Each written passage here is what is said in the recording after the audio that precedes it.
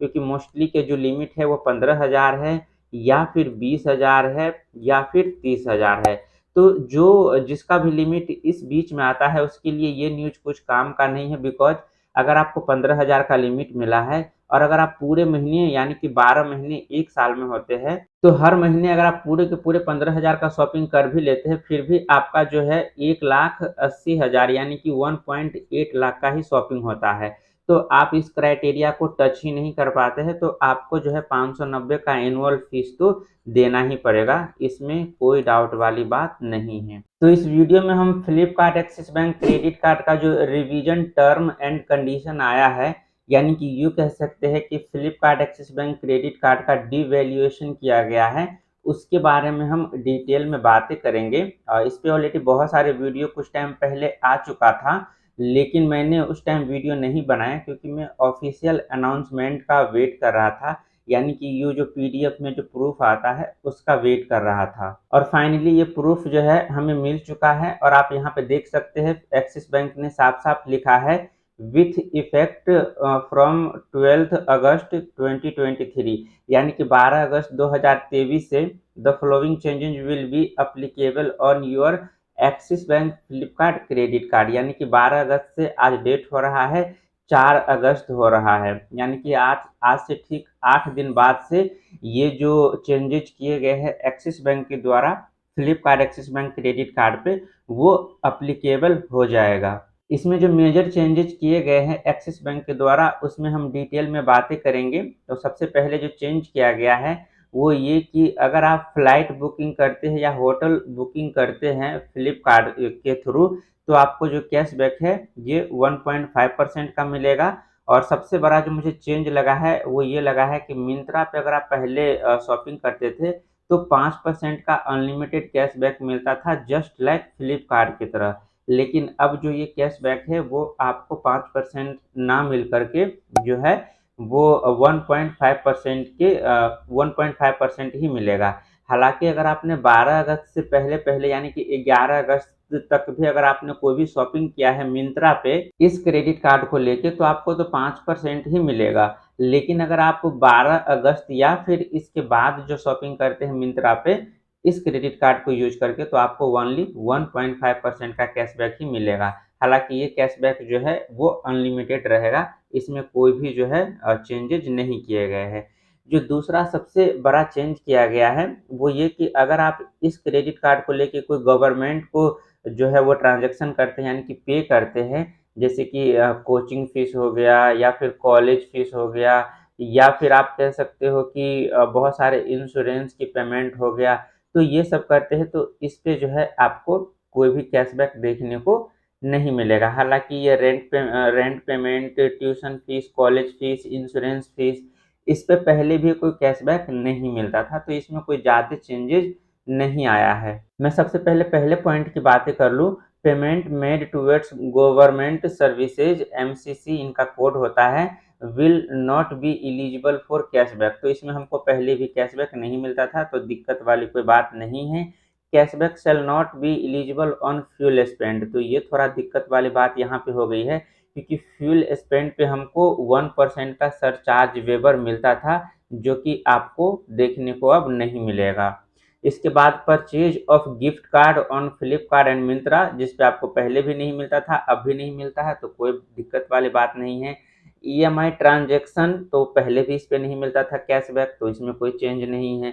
Purchase converted into EMI post facto, यानी कि खरीदने के बाद अगर आप उसको ईएमआई में कन्वर्ट करते हैं कोई भी परचेज, तो वो पहले भी जो है वो कैशबैक उस पर नहीं मिलता था, अभी भी नहीं मिलेगा, तो इसमें भी कोई चेंजेज नहीं आया है। इसके बाद जो है आपको वॉलेट ट्रांजैक्शन, यानी कि वॉलेट में पैसे ऐड करते हैं पेटीएम में या फिर कहीं भी, तो उस पर कैशबैक नहीं मिलेगा, जो कि पहले भी नहीं मिलता था। कैश एडवांस पे कोई कैशबैक नहीं मिलेगा, यानी कि एटीएम से पैसे निकालते हैं तो कोई कैशबैक नहीं मिलेगा, जिस पे पहले भी नहीं मिलता था, तो कोई चेंज वाली बात नहीं है। रेंट पेमेंट पे कैशबैक नहीं मिलेगा, पहले भी नहीं मिलता था। परचेज ऑफ ज्वेलरी, इस पे पहले भी नहीं मिलता था। इंश्योरेंस सर्विसेज, इस पे पहले भी नहीं मिलता था। जो सबसे बड़ी चेंजेज आया है यहाँ पे ये है यूटिलिटीज पे, यानी कि यूटिलिटीज पे आप कह सकते हैं कि मोबाइल रिचार्ज आप ले सकते हैं, डीटीएच रिचार्ज ले सकते हैं, बिजली बिल ले सकते हैं, इसके बाद पानी बिल ले सकते हैं, तो ये सब यूटिलिटी बिल में आता है। तो इन सब चीज़ों पे पहले जो है वो 1% का या फिर 1.5% का कैशबैक जो है इस कार्ड पे मिल जाता था, पर आप ये कैशबैक अब देखने को नहीं मिलेगा। तो ये सबसे बड़ी चेंजेज है, क्योंकि मैं मोस्टली जियो फाइबर का रिचार्ज या फिर मोबाइल रिचार्ज जो है इसी कार्ड से करता था, जिस पे मुझे कुछ कैशबैक मिल जाता था, पर अब मुझे नहीं मिलेगा। इसके बाद जो है एजुकेशनल सर्विसेज, यानी कि वही ट्यूशन फीस, कॉलेज फीस, सब पे कोई कैशबैक पहले भी नहीं मिलता था, अभी भी नहीं मिलेगा। पेमेंट ऑफ आउटस्टैंडिंग बैलेंस, यानी कि किसी क्रेडिट कार्ड का जो पेमेंट है, आप इस क्रेडिट कार्ड से आउटस्टैंडिंग उसका बैलेंस पे करते हैं तो कैशबैक पहले भी नहीं मिलता था, अभी नहीं मिलेगा। Payment of card fees and other card charges, यानी कि किसी भी क्रेडिट कार्ड का बिल या उस क्रेडिट कार्ड के चार्जेज जो लगाए गए हैं, उसका अगर पेमेंट आप इस क्रेडिट कार्ड से करते हैं तो पहले भी नहीं कैशबैक कोई मिलता था, अभी भी नहीं मिलेगा। इसके बाद फॉलोइंग एमसीसीएस, यानी कि ये जो कोड होता है, जिस कोड के थ्रू ये कैशबैक इंक्लूड किए जाते हैं, यानी कि वॉलेट लोडिंग चार्जेज, इसी में से कोई एक कोड होगा, तो ये कोड दिया गया है, इस पे आपको कैशबैक नहीं मिलेगा, इसको आपको ध्यान नहीं उतना देना है। इसके बाद जो तीसरा सबसे बड़ा चेंजेज किया गया है, ये सबसे बड़ा चेंजेज आपको यहीं पे देखने को मिलेगा, ये है eligibility condition for annual fee waiver have been updated. जैसे कि आपको पहले पता था कि 2 लाख रुपए तक अगर आप पहले जो है स्पेंड कर लेते थे इस क्रेडिट कार्ड को लेके, तो आपको जो है कोई भी एनुअल चार्ज नहीं देना पड़ता था, यानी कि आपका जो 500 प्लस, यानी कि 499 प्लस जो आपका जीएसटी लगा के 590 होता था, वो माफ हो जाता था। लेकिन उसको बढ़ा करके जो है आप कर दिया गया है 3.5 लाख, यानी कि 1.5 लाख रुपए बढ़ा के कर दिया गया है। यानी कि आपका जो एनुअल फी चार्ज होता है 590, वो तभी माफ किया जाएगा जब आप 3.5 लाख, यानी कि 3.5 लाख रुपए तक एक साल में शॉपिंग कर लेते हैं।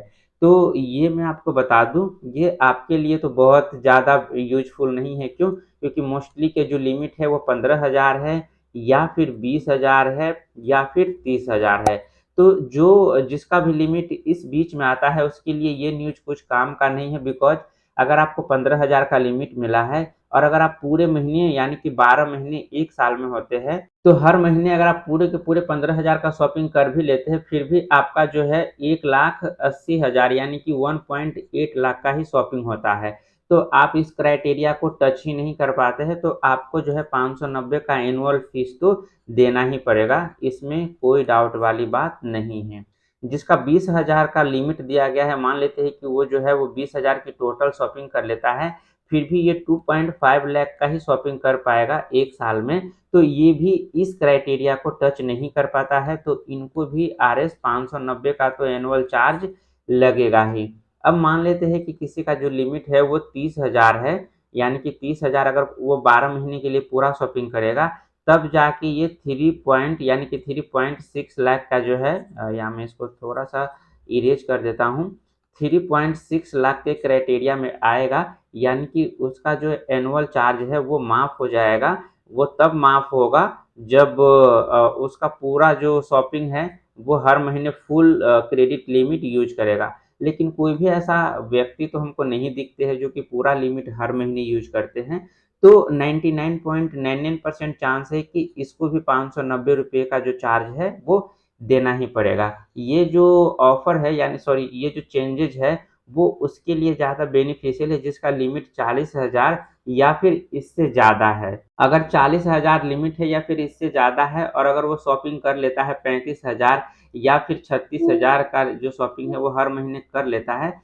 तो जाके वो 3.5 लाख के क्राइटेरिया को क्रॉस कर लेता है, और फिर उसको जो 590 का चार्ज है वो नहीं देना पड़ेगा। पर अगर आप इस तीनों क्राइटेरिया में आते हैं तो आपको जो है वो चार्ज 590 देना ही पड़ेगा। तो ये सबसे बड़ा चेंजेज था जो चार्ज को लेके ही क्रेडिट कार्ड, यानी कि Flipkart axis bank credit card को चार्ज के लेके ही चेंजेज किए गए थे। तो ये पहले चार्ज को लेके है। इसके बाद दूसरा जो है ये यूटिलिटी बिल है, यानी कि यूटिलिटी बिल में चेंज किया गया है वो है। और इसके बाद जो तीसरा सबसे बड़ा चेंज किया गया है वो मिंत्रा पे शॉपिंग को लेके किया गया है। तो ये 3 सबसे बड़े चेंजेज़ जो है इस क्रेडिट कार्ड में किया गया है। इसके बाद एक और चेंज किया गया है जो कि आपको ध्यान देने लायक है, वो रेंट ट्रांज़ैक्शन है, यानी कि इसका कोड होता है MCC 6513 और ये सेम कोड आप यहाँ पे देख सकते हैं, यहाँ पे कहीं न कहीं होगा 6513 6513। तो आप देख सकते हैं ये सारा जो कोड होता है इनका किसी न किसी ट्रांज़ैक्शन से रिलेटेड होता है। तो जो रेंट पेमेंट का जो ट्रांज़ैक्शन कोड है वो MCC 6513 है।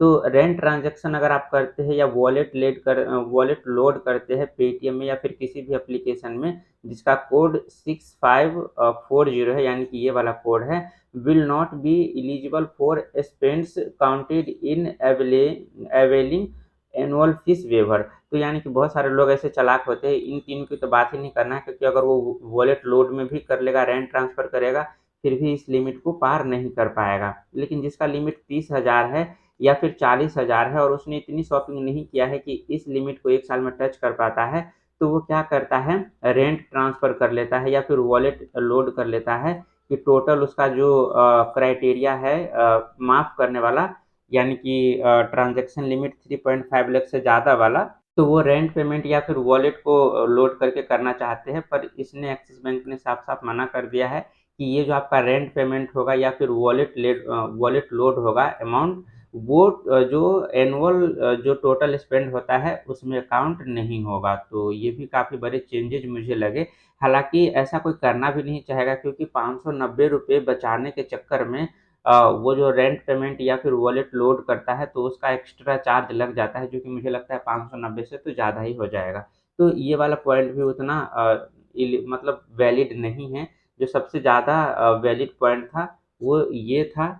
इसके बाद यूटिलिटी बिल वाला था और मिंत्रा पे जो है वो शॉपिंग वाले था। बाकी ये था कंप्लीट चेंजेज़ जो एक्सिस बैंक ने Flipkart axis bank credit card में किए हैं। आई होप कि ये वीडियो आपको किसी न किसी तरीके से ज़रूर हेल्प पहुँचाएगा। बाकी कोई भी डाउट है तो आप हमसे कमेंट सेक्शन में पूछ लेना। बाकी इसी तरह के इन्फॉर्मेटिव वीडियो देखने के लिए इस चैनल को सब्सक्राइब कर लें और नेक्स्ट वीडियो में मैं आपको बताऊँगा कि मैग्नेस क्रेडिट कार्ड जो इसका आता है वो भी काफ़ी अच्छा क्रेडिट कार्ड है। तो उस क्रेडिट कार्ड का भी डिवैल्यूएशन किया गया है, तो उसका भी मैं ऐसे ही प्रूफ़ के साथ एक्सप्लेन करूँगा कि उसमें क्या-क्या जो बेनिफिट है उसको डिवैल्यूड किया गया है। तो उस वीडियो का भी जो आपको नोटिफ़िकेशन है वो मिल जाएगा, तो चैनल को सब्सक्राइब कर लेना। मिलते हैं नेक्स्ट वीडियो में, तब तक के लिए अपना ख़्याल रखिए। Bye bye.